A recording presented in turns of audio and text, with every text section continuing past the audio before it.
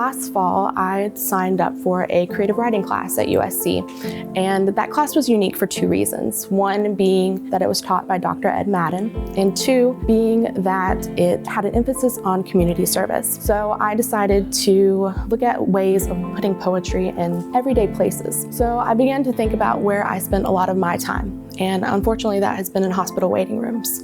My dad, he has been in stage 5 kidney failure for about 11 years now. And I know the hardship that comes with being in a hospital and being around someone you love who is really ill. And I found great comfort in reading poems. I approached Dr. Madden about this idea of putting poems in hospital rooms. I immediately thought of Prisma Health because this is the hospital that saved my dad's life. And I think it's important to instill a love of poetry that can sometimes help people.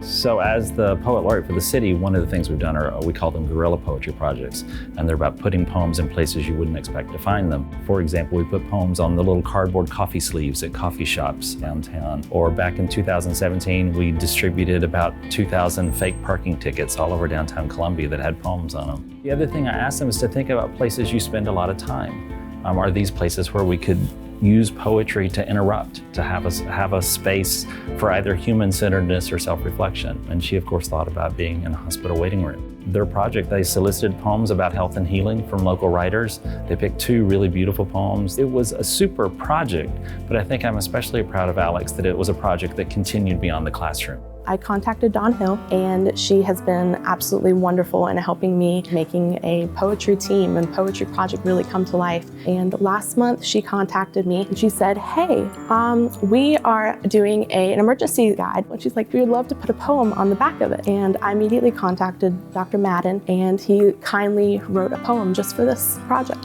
When Alex asked me to write a poem for the brochure, I thought a lot about the space. I spent some time with my dad when he had cancer, a little time in the hospital and more time in hospice care. I thought about the times I've been in emergency rooms with family members, just the way you're in a time and space that feels apart.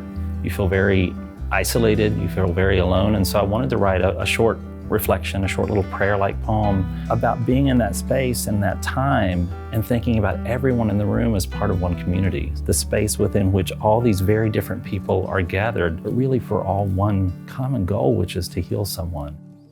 For the light, the charts, for hands and hearts, for those who heal, for those who are healed, for the time it takes, for those who listen and those who watch, for those who care, for those we care for all those here. That's the poem. So thank you. My goal in this project was just to be the difference, as the Prisma Health motto says. If I can make the difference in one person's single moment, then I'm more than thrilled. And I think the overall goal is just to offer comfort to whoever needs it.